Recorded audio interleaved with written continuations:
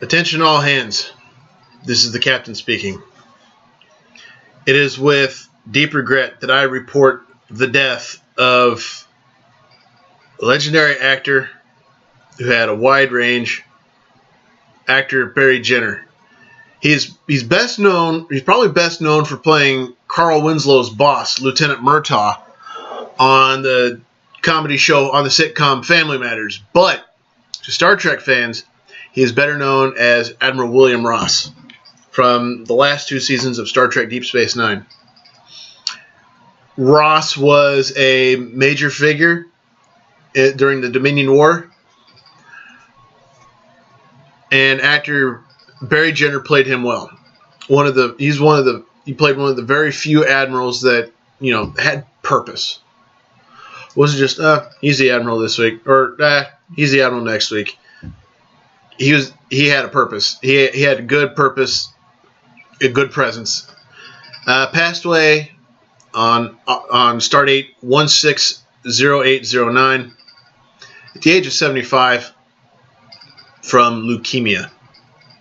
So, ladies and gentlemen, I ask for a moment of silence for actor Barry Jenner.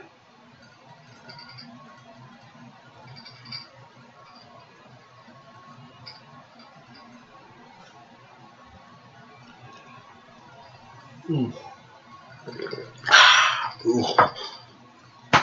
Ooh. Excuse me. Woo! Been a minute since I've done the fireball. All right, ladies and gentlemen. Now that we got that out of the way, I must also apologize. I am in rare form right now.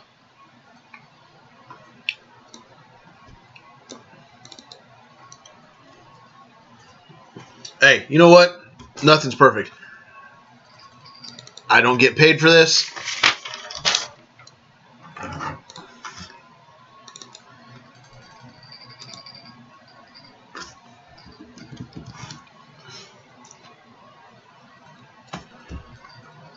So, I don't get paid for this. So, ladies and gentlemen, I do apologize in advance.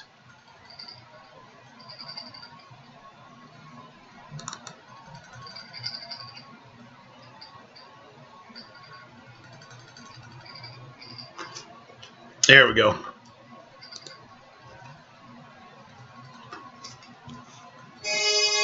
Captain's log, stardate 160821. The oddest thing happened. I was on my way back to my quarters, and I noticed Lieutenant Uhura and Nurse Chapel on their way to the transporter room. They just walked unnatural. They were carrying themselves unnaturally.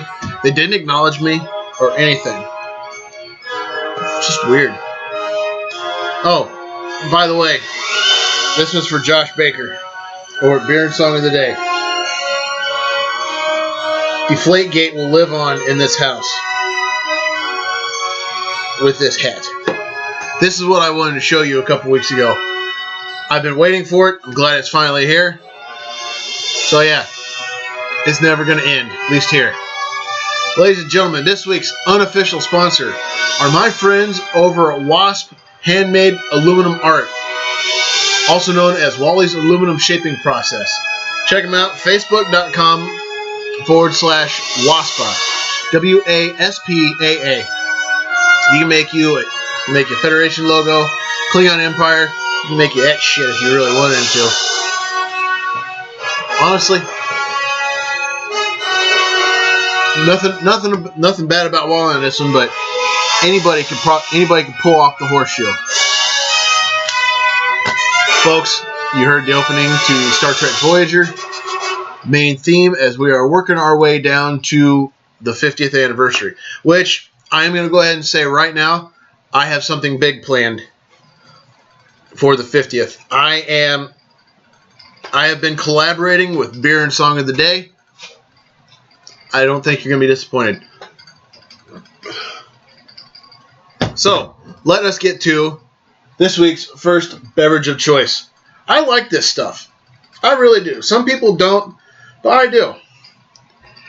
Henry's Hard Soda. It's made with cane sugar, contains alcohol. Thank God. Why else would it be called hard? 4.2% alcohol by volume. Imagine orange soda mixed with light alcohol. I'm serious. I mean, probably orange soda mixed with orange schnapps. Proper beer opening device. I could have twisted that off. That's what threw me off. Proper beer consumption device, or excuse me, proper beverage consumption device. This isn't beer and song of the day. I don't want to get too much of their stuff going on here. They've already done a lot for Prosper. Hey, let's just go. Let's go on with it. Kapla! Ooh, still good. Still good. I still love it. All right. Got to jump into this thing right. I'm already 6 minutes into it. Got to jump into this thing right with birthdays for the last 2 weeks. Oh, by the way, in England, that would be an insult. England, that would be the same as that. But hey, I'm getting off into a tangent. First birthday back from the 8th. Good friend of mine, graduated high school with him. Awesome dude. I hope you made it to the class reunion that happened this past weekend. I couldn't for obvious reasons. Mikey Renault. What up, dude? What's going on? How's life treating you? I saw you just got married, what, a year, 2 ago? 2 years or so ago? I hope your family's doing good. I hope things are going well for you, my friend. Go Colts. And drink with me. Hey, I don't know. Do you drink? If you do, drink with me. If not, I'll drink for you. Next on the list. First relative I've been able to honor here in a while. My step-uncle. Let's just drop the step. My Uncle Max Riggs. Uncle Max. How's the mum business treating you? I had to think of what plan it was there for a moment. But I hope the mums are doing well for you. I hope you and Aunt Sherry and everybody's doing okay. I hope this finds you well. I'm fairly certain that you do imbibe in the adult beverages. So drink with me. Next on the list, twins. Twins, Basil. Twins. Actually, one's a clone of the other, and I think I've got it figured out as to which one's which. I'm talking about my awesome neighbor, Amber Palmer, and her twin sister, Trina. How are you ladies doing? I hope you're having fun on your trip. I hope you're having fun on the family trip. Amber, Trina, hope she's doing well here. Take plenty of pictures. Enjoy the sights. And hey, enjoy plenty of these. Next on the list, guy I work with here at Earth Station Okinawa. Good buddy of mine, Dustin Shannon. How you doing? What's going on, man? How's life treating you? Are you away on business right now? I thought I noticed you were gone. But hey, Dustin, I hope you're enjoying this. I can't remember. Yeah, I think you are. Drink one with me, my friend. Yes, you are old enough. Drink one with me. Next on my list here, lovely lady I went to school with. She was actually a year ahead of me. I'm talking about Stacey Knows. Stacey, what you up to? What's going on? How are things with you? Hope life's treating you well. Hope you celebrated. Hope you lived it up on your birthday. Celebrated well. Hey, drink with me.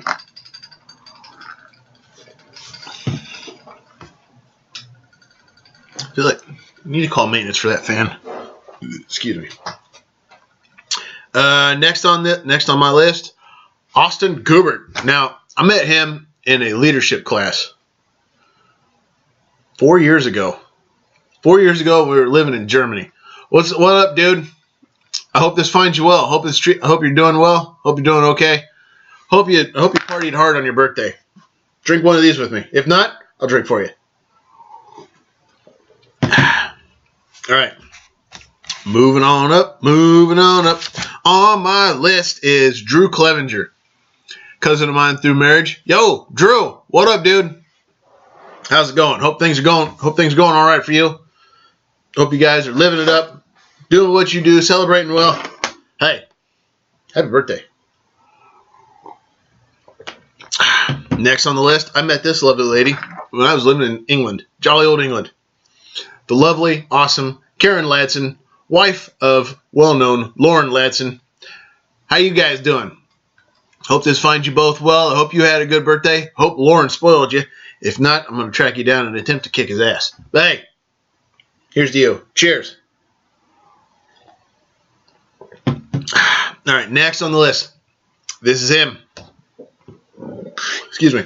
I have a few people involved with Star Trek on my Facebook. I do. I really, really do. And this one, this gentleman was a writer of many episodes spanning the Next Generation. I believe it was the Next Generation all the way through Enterprise. The Honorable Brannon Braga. Brannon, what's up, man?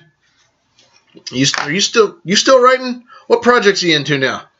But hey, hit me up, drop me a line. Happy birthday, or happy belated birthday. Hope this finds you well, and partake. Next on the list, I met this guy. Excuse me. I met this guy. I was living in Germany. An outstanding friend, an awesome man. He's a Star Wars fan, though. But, hey, no one's perfect. I'm talking about Brian Keisley. Brian, dude, what up? How's it hanging? Hope you're about to head home from your business trip soon. Hope things are going well for you. I'm fairly certain Jen can't wait to see you again. Hey, excuse me. This is for you, my friend. Checking the time. Still good, still good. Next on the list, this guy. We were in family relations in high school together. It was junior year. I'd volunteered to be the groom in the class wedding. I asked him to be my best man. Good friend, known him practically all my life. Brad Cady. Yo, BC! How's it? Getting any mud for your turtle? Nah, I'm kidding. How are you doing though? Hope things go well for you. I saw where one of your children wasn't doing so hot not too long ago. I'm glad that got turned around. I'm kind of there with you. I've got some personal stuff going on right now. But hey, we're making it through it. Your child's doing okay. My relative's doing okay for the most part. Yeah, for the most part. Long story. But hey, be sleazy. This is for you, my friend. All right. Next up on the list. If I had to give step to any family, it would be this man and his family. Mike Kirk. He's kind of my stepbrother, except that his mother and my father aren't married. But it doesn't matter. I can still think of you that way. Mike, how you doing? I saw where you just jumped the age brackets, man. Hey, congratulations. Look at it this way. You're not getting older. You're just getting better. Good way to look at it. Hey, this is for you. Here, I'll drink for you. All right. Next on my list, this dude is awesome. He's a photographer. He's a good dude. I met him in that leadership class with Austin Gubert back about 4 years ago. This dude is awesome. He's been there for me he's been there for me for a couple hard times. I've been there for him. That's the way it is. Good friend of mine, Tom Knuckles. Hey, I saw where you just surprised your mom not too long ago. Good boy, Tom. Good boy. Hey, you know what? I know you partake. So hey, I'm gonna slam this home in your honor. Happy birthday. And I hope you enjoyed your time with your family. This is for you. Excuse me. It's dead, Jim. I brought some reinforcements. Now I am going to admit I'm bad at getting the alcohol by volume on some of these. I don't think to look at the bottle. I don't think to look at the container, then go after it, then go after the alcohol by volume. But you can find it. It's easy to find. Leinenhugel's Oktoberfest. I know it's a little early, but I don't give a shit. I really don't. I don't care. Proper opening device. Could have twisted that one off too. See, this is going to be a nice little mix of orange and Oktoberfest. Hey, I don't care. It is what it is. Only thing I'm worried about is the rate I'm going. I may have called... Excuse me. I may have shorted myself a little bit. But that's okay. Just got to stretch it. Kapla! Can't even taste the remnants of the hard orange soda. All right. Just a few more. Just a few more. Next birthday, lovely lady I know here. She used to sell personal transports. Now, I'm not sure what she's doing. But hey, she's an awesome lady. Awesome seeing her. I hope I get to see you again. Jen Peterson. Jen, what's up? I saw you were just in the States not too long ago. Hope everything's okay. Hope you're partying. Hope you're living it up, partying hard, celebrating well. Hey, Jen, for you, I drink. All right, next on the list. I met this gal when she came to Germany. Outstanding person, awesome gal. You going places. You going places, Jack. Becca Jack. Hey, morning. How you doing? Hope you had a good birthday. Hope you celebrated well. Hope you lived it up. Hey, this is for you. And last but not least for the birthdays, she's actually going to be celebrating it today. Well, her birthday's today. I can't say when she's going to be celebrating it because, yeah, I'd be willing to guess she celebrated last night. Hey, it is what it is. Pistol Marie. You've heard the name on here before. I don't know. I'm not going to lie, but I know she used to have a YouTube show called Pistol's Place, where she would basically teach you how to mix drinks. I don't know if she's still doing it. I hope you are. I'm not going to lie. It has been a while since I've seen anything propped up for you. I hope everything's okay. Hope you're doing all right. Pistol, this one's for you. Let us partake. All right. You know what? That was it for the birthdays. Birthdays have been honored. All right. So since I'm trying to make up some time, I didn't do an entry last week. Fire suppression system's chirping. I had 6 entries for identify this. 3 of them got answered. I'm just going to jump right into it. For this one, I wanted everyone to identify the episode. This one was a pretty fun one. The episode title I was looking for was House of Quark. Oh, I'm sorry. Quark. The House of Quark. And Evan Brave, mutual friend of mine and Tom Knuckles, got it. He hit it right on the head. Outstanding job. Now, some of these, a little confusing. Not confusing, but challenging. I will admit it. I kind of wanted to see how good some of you were. But let's go with this one. I wanted to know the Star Trek character for this one. For those of you that have watched Frasier, you know that is Bob Bulldog Briscoe, played by actor Dan Butler. His Star Trek role, he played Steph from the Voyager episode Vis a Vis. Steph was basically a criminal that could trade bodies with anybody, and only God knows how long he's been at it. Nobody guessed it. It's okay. Now, honestly, that one and this one were posted on the same day. I was having kind of an off week, but hey, it is what it is. I wanted to know the season. For anybody that knows Trek, the face, the lack of the beard should give it away. That was the first season of The Next Generation. The spandex uniform and Riker without a beard. But the funny thing is, start off this week, I wanted to know the episode. I want to know the episode. And look what I put up. Admiral Riker, Starbase 247. And look at that behind him. That's Worf. But I'm detracting a little bit. I wanted to know the episode. Our friend, you've heard the name before, Prosper's friend James Bowden got it. He said All Good Things Part 2. Although he is technically correct when it comes to the feature lengths, I recognize them as one. So I'm just gonna guess that part 2 was, extra credit. It's all good. You still got it. Outstanding job. This one, I'm honestly shocked nobody tried. I wanted you all to identify the character. My iWatch only has 10% battery left. Oh well. I wanted you all to identify the character. That is former Starfleet officer and Maquis trader Michael Eddington. From Deep Space Nine's 3rd through almost the end of the 5th season. He was a recurring character. Bastard got what he deserved. Hey, it is what it is, Now, ultimately, he was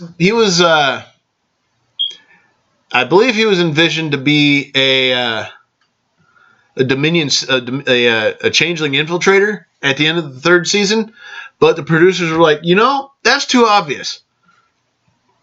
That's too obvious. People are going to be expecting it, so they didn't go that route. Instead, they turned him into the leader of the Maquis about midway through season 4. And that didn't sound good. And the last one. I wanted you all to identify the species. Now, this one was a little tough. So I gave the clue that twins of this species are very rare. It's actually the same actor, but the species I was looking for was the Miradorn. And you've heard the name before. She got it right on the head. Becky Holmquist. Outstanding job. To the three of you that guessed and got it right, I give you all a prosperous salute and a drink to you. Excuse me. All right. That's it for the additional greetings. Let's talk a little bit about Trek history. This week, or the last 2 weeks in Trek history. Got a few of them, so hang on. August 9th, 1968, actor Eric Bana was born. He played Romulan miner Nero in the first JJ Trek movie, simply called Star Trek. He turned, if I did the math right,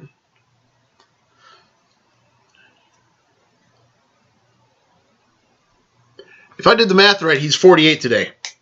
Or he turned 48. Let's see, August 11th, 1983. I know I did the math right on this one.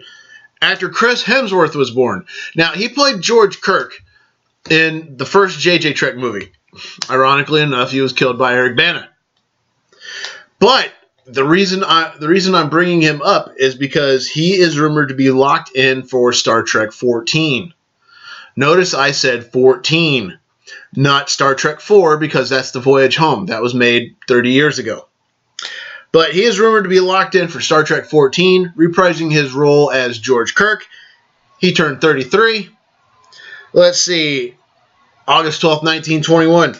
Walter Matt Jeffries was born. Now, he designed the original Enterprise.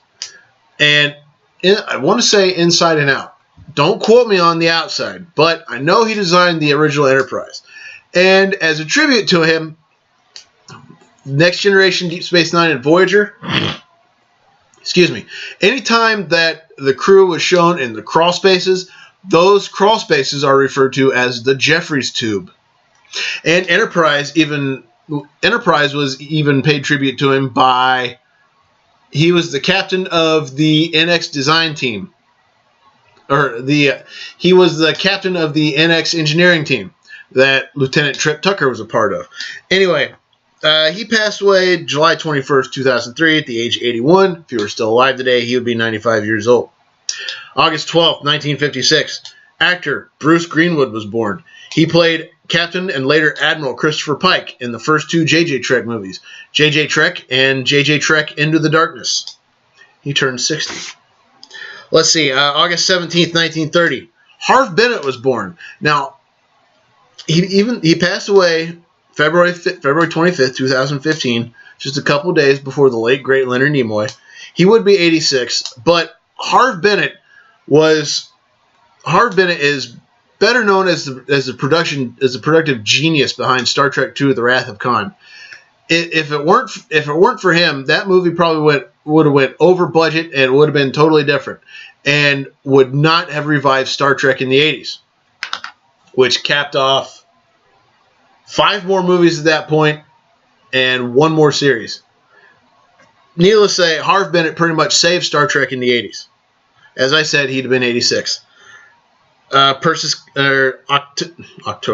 August 18th, 1998. Actress Persis Khambatta passed away. I think she died of cancer. I want to say she died of breast cancer. She passed away at 49. If she were still alive today... Crap. Too much to drink. Can't do the math. All right. August 19th, 1921. A very, very, very important one. For everybody that likes Prosper, you should either be familiar with this name or you should know this name. Gene Roddenberry was born. Unfortunately, he passed away October 24th, 1991. I want to say he passed away from pneumonia at the age of 70. If he were still around today, he would be 95. In fact, he passed away after a screening of Star Trek VI: The Undiscovered Country. It was a private screening. That motion picture was dedicated to him, and coincidentally, the episodes of The Next Generation, Unification 1 and Unification 2 were dedicated to him. Those 2 episodes featured the late, great Leonard Nimoy. All right, let's move on. August 19th, 1938. Actress Diana Muldaur was born. She played Dr. Catherine Pulaski, 2nd season of The Next Generation. I say she was a regular because she played the chief medical officer, but she wasn't listed in the credits with the regulars. I don't know. I give her credit as being a regular in that season. Sorry, this thing's still messing with my head. All right, just a couple more events in Trek history. August 19th, 1952, actor Jonathan Frakes was born. We best know him as Commander William Riker. He turned 64 years old. Now, Jonathan Frakes has a singular honor. He has appeared in all the modern day, by modern day, I mean Next Generation, Deep Space Nine, Voyager, Enterprise, all the modern day spinoffs. However, we don't know if he's going to appear into Discovery. So we're just going to say that he has appeared in all the modern spinoffs to date, everyone that has been produced. As I said, he turned 64. And the final birthday, she's best known for whoever the hell she plays on Sex and the City, I think it is. Kim Cattrall, she turned 60. Well, today actually. Happy 60th, Kim. But to Star Trek fans, she's best known as Lieutenant Valeris. She was a co-conspirator in the assassination of Chancellor Gorkon and attempting to derail the Khitomer peace talks. All right, so that being said, let's move into the databank, shall we? Spoiler alert! This week's entry, Plato's Stepchildren. Now, I called spoiler alert because the following segment contains spoilers of plot details. If you haven't seen the episode, consider yourself warned. Summoned by an urgent request for medical help, the USS Enterprise landing party, consisting of Kirk, Spock, and McCoy, find a group of aliens who supposedly model their society on the teachings of Plato.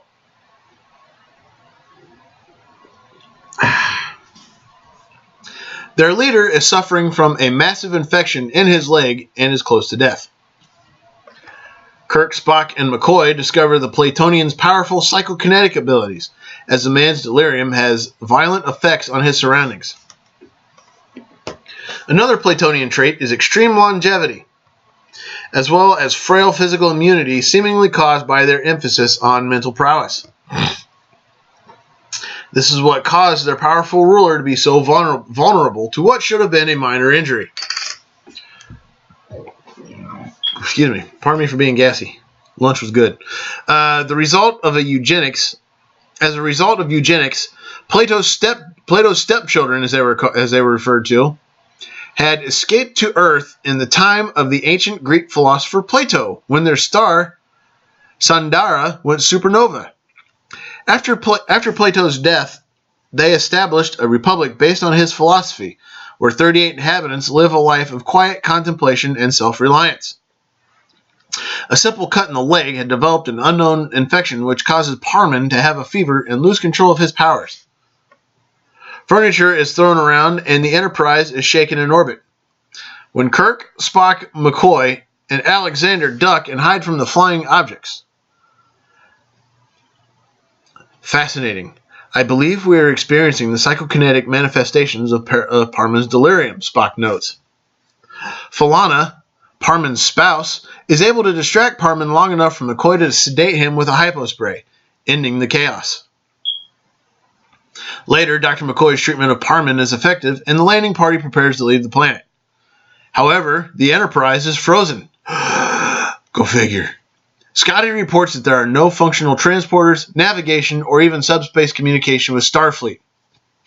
Kirk barges into Parman's chamber, and Parman strips Kirk of his phaser and tells him that guests must recognize his supremacy. In an allusion to the Greek ideal of guest friend, Kirk quotes, "Guest?" Kirk retorts, "Guest? You don't know the meaning of the word. Guests are not treated like common prisoners." Parman uses his psychokinetic powers to force Kirk to slap himself in the face repeatedly. After the ordeal with Kirk smacking himself around, he, Spock, and McCoy are back in their guest chamber, trying to contact the Enterprise to no avail. The Plutonians summon them and seem grateful for McCoy's help. They provide the landing party with a variety of gifts: the Shield of Pericles for Kirk, a Kithara for Spock, basically a harp, and a collection of Greek cures written by Hippocrates himself for McCoy.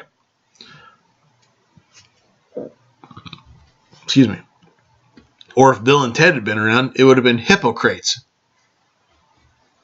Parman appeals for Kirk's forgiveness. He says he will release the ship, but he wants McCoy to remain on the planet. McCoy refuses, and Parman says he will not be refused. Kirk says that he cannot consider himself a descendant of Plato. Spock finds out Plato wanted truth and beauty above all, and above all, justice. Parman says that theirs is the most democratic society that ever was, unlike the Federation, which uses weapons to enforce justice. The Plutonians use the power of the mind. He says he wants to persuade Kirk and Spock to leave peacefully so as not to upset McCoy. Parman uses his mental powers to intimidate and humiliate Kirk and Spock into compliance. First, he makes them sing a song and dance a jig. He tells McCoy that he is not going to let him stay behind, but Parman makes Kirk recite some lines from Shakespeare's sonnet 57. LVII, 57. I'm assuming that's a Roman numeral. Being your slave, what should I do but tend upon the hours and times of your desire? I have no precious time at all to spend, nor services to do till you. Parman makes Spock dance some more and then forces him to laugh and cry, torturing his Vulcan psychology by forcing severe emotions out of him. McCoy decides to volunteer to stay, but Kirk refuses, pointing out that once they are gone, they and the Enterprise will be destroyed. Alexander speaks up, saying that Kirk is right. He gives a speech about how he used to think it was his own fault that he did not have the same powers as the Platonians, and that he was lucky that they had kept him around. But now, after the Enterprise crew stood up to the Plutonians and showed them for what they are, he realizes how they've been putting him down.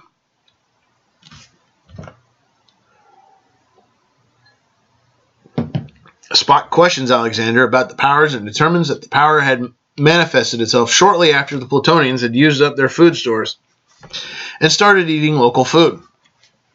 McCoy scans Alexander's blood with his medical tricorder and finds that Parman has more kyanide, which is broken down by the pituitary gland. McCoy synthesizes some kyanide and injects himself, Kirk, and Spock to double that of Parman's level. Kirk suggests that Alexander get a dose. Take Parman's place and rule the planet, but Alexander refuses.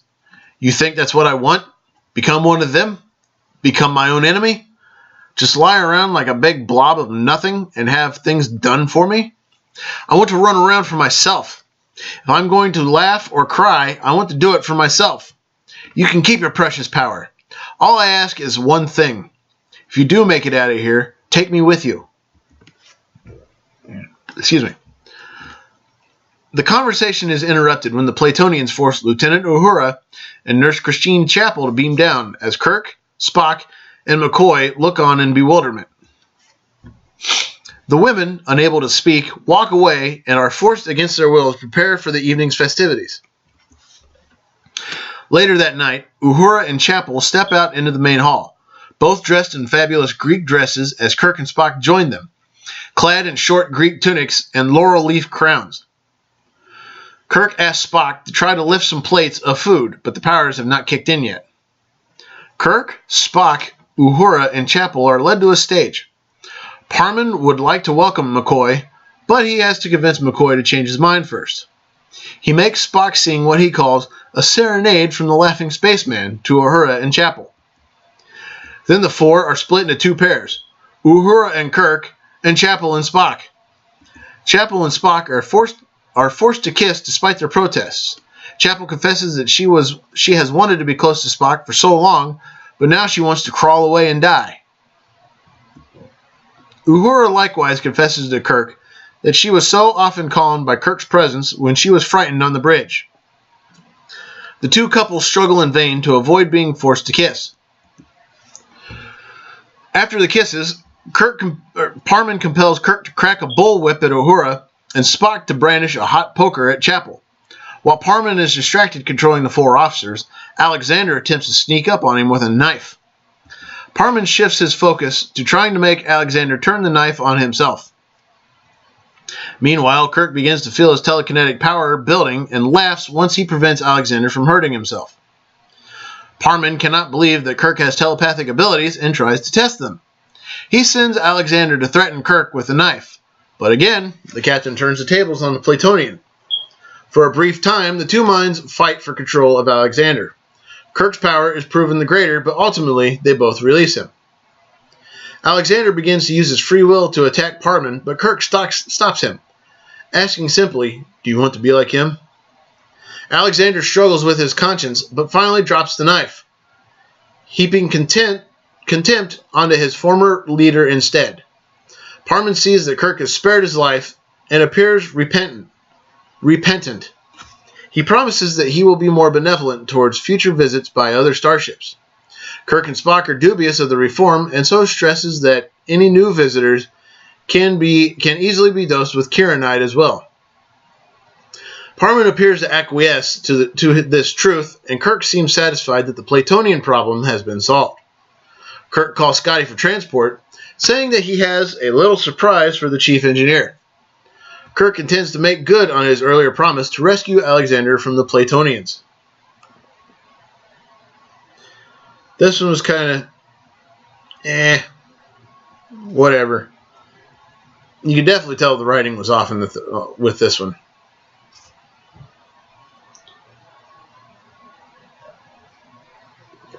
All right. Let us go behind the scenes. Excuse me. I apologize. This episode has long been famous for featuring the first interracial kiss on American network television. To be more precise, it was the first kiss between a fictional white male and a fictional black female to premiere on American network television, as Kirk kissed an Asian actress, France Nguyen, in a previously recorded but later aired episode, Elon of Troyes. Almost a year earlier, 11 December 1967, NBC broadcast an Emmy Award-winning musical variety special entitled Movin' with Nancy, during which singers Nancy Sinatra and Sammy Davis Jr. greeted each other with a kiss. Desilu's flagship show, I Love Lucy, had years previously broken the barrier on Hispanic-Caucasian kissing. Of course, since Hispanic is an ethnicity and not a race, there can be an argument on whether Desi Arnaz is or can be considered a white or non-white Hispanic. Also, The Little Rascals had some innocent kisses between its child stars, but these shorts under the title Our Gang, had previously premiered in cinemas. And David McCallum kissed an Asian actress in a 1966 Man from U.N.C.L.E. episode, The Her Master's Voice Affair. Okay. Grammar was atrocious on that one. There is some dispute about whether the kiss actually occurred. According to the on-screen footage, it appears that the actors' lips touched. However, both William Shatner and Nichelle Nichols claimed in Star Trek Memories that NBC exerted pressure to forbid lip contact and to use a clever camera technique to conceal the separation. If you look closely, you can tell the actors' lips are not touching. The angle only makes it look like they might be slightly touching. According to Nichelle Nichols in the early script, it was supposed to be Spock that kissed Uhura, but Shatner had it changed, saying, if anyone's going to kiss Nichelle, it's going to be me. I mean, Captain Kirk. 40 years later, Spock and Uhura freely kissed multiple times, much to Kirk's surprise, in Star Trek. 2009, of course.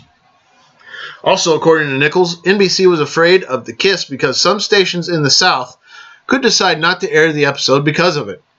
Finally, an agreement was made to film two versions of the scene.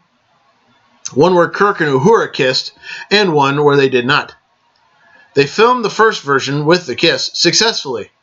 Then she and Shatner deliberately flubbed every take of the latter, making it unusable, leaving the kiss intact. Nichols writes, the next day they screened the dailies, and although I rarely attended them, I couldn't miss this one. Everyone watches Kirk and Uhura kissed, and kissed, and kissed. And I'd like to set the record straight. Although Kirk and Uhura fought it, they did kiss in every single scene. When the non-kissing scene came on, everyone in the room cracked up. The last shot, which looked okay on the set, actually had Bill wildly crossing his eyes. It was so corny and just plain bad, it was unusable. The only alternative was to cut the scene altogether. But that was impossible to do without ruining the entire episode. Finally, the guys in charge relented. To hell with it. Let's go with a kiss. I guess they figured we were going to be canceled in a few months anyway, and so the kiss stayed.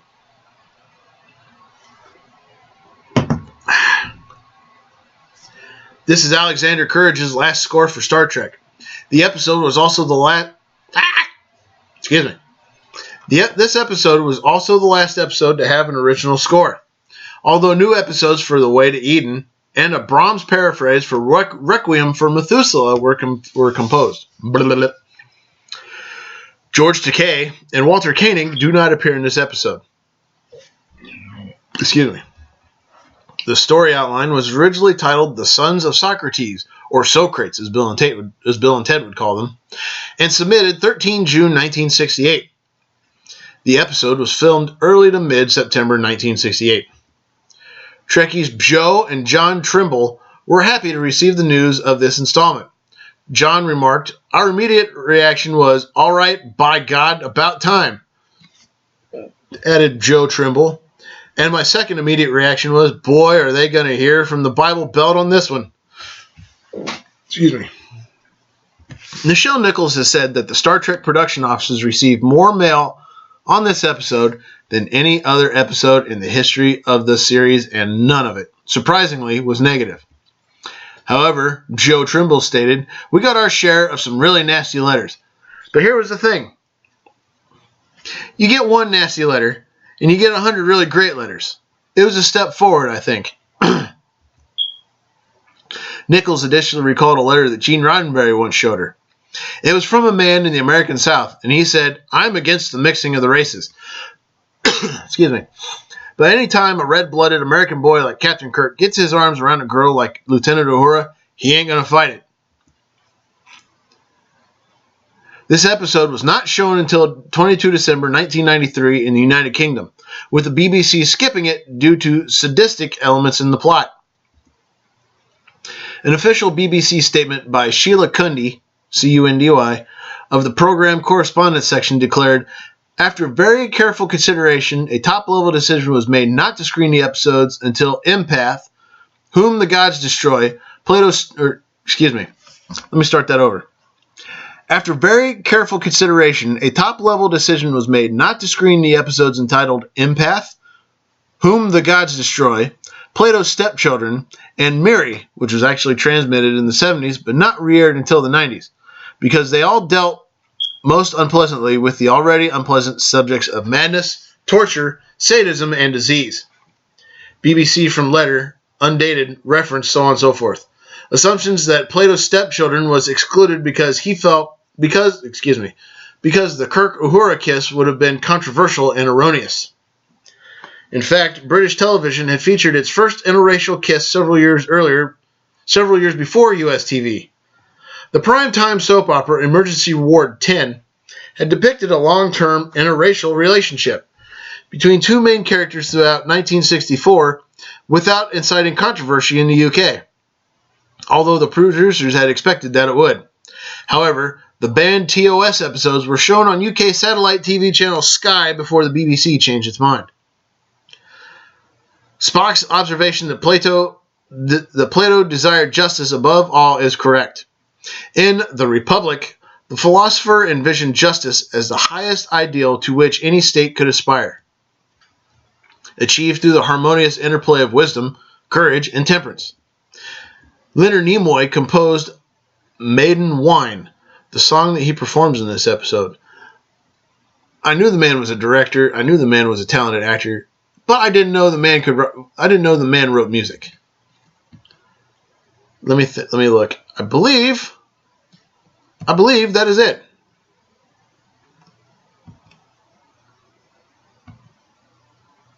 Unless I'm mistaken, that is it. Yep, that's it. That's the end of it. Ladies and gentlemen, it has been a pleasure going over this with you for the last 47 some odd minutes. Thank you for bearing with me. I also want to thank you for giving your time to me and watching this, be it YouTube, Facebook, however you watch it, be it on your phone, tablet, smart television, laptop, computer, however you do it. Thank you so much for giving your time to me. Keep on keeping on. Hey, we'll slam it home. It's dead, Jim. Ladies and gentlemen, it's time to make like the Enterprise and warp out. Everybody take care. Have an awesome day. Don't do anything I wouldn't do, and if you do, name it after me. Don't drink and drive because you might spill your drink, but more importantly, you might kill yourself or somebody else. And drinking and driving is dumber than being a Twilight fan. What's worse than that is rooting for cheating bastards like Tom. Giselle won't let me go to the Pro Bowl, and the only way I can get to a Super Bowl is to cheat, and I cut my thumb, and I can't throw. Oh, and I'm out for 4 games. Brady, men slapping women, racism, animal abuse, fake friends, people who watch on bets, anyone who is a member of, supports, or defends ISIS, the website Agony Booth, or the Westboro Baptist Church, who tried to picket Leonard Nimoy's funeral but couldn't get it done because they couldn't find it. Things like that are highly illogical, and I will not make time for them. Ladies and gentlemen, as always, I wish every single one of you to live long and prosper.